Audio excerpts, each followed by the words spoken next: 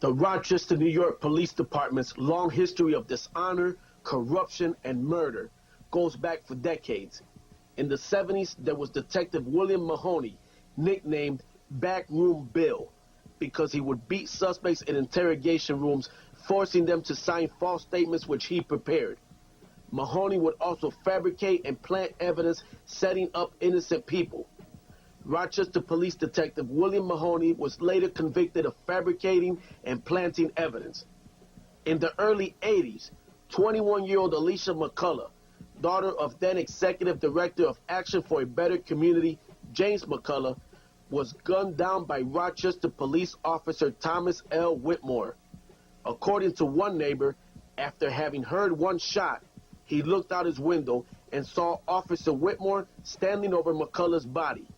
He then witnessed Officer Whitmore firing a second shot into McCullough.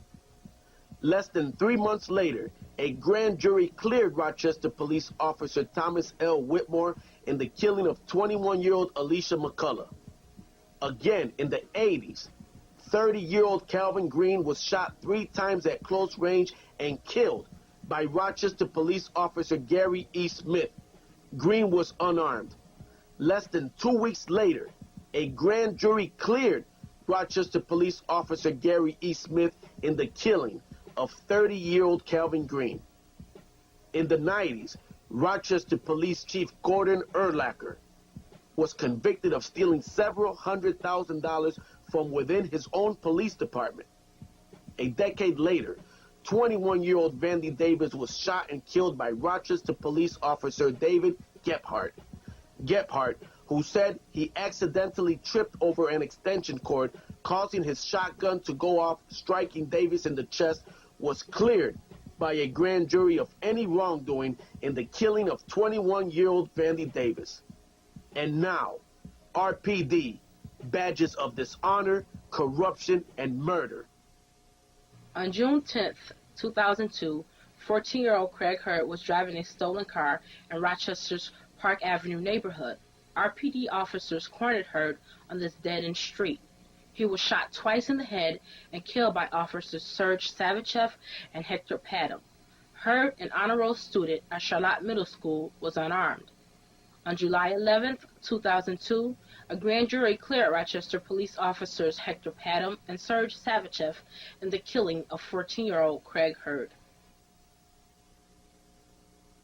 Some in our community added insult to injury with their mean-spirited and racist comments against Craig Hurd and his family.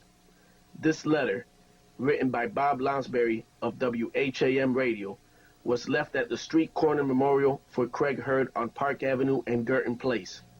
In the letter, not only does Bob Lounsbury wrongly blame Craig's parents, saying that there were no values, no love, but he also states that Craig was raised like an animal, cursed from birth. In one part, he writes Craig was genetically a man, but socially a wolf. And he goes on to say that young Craig wasn't loved from birth.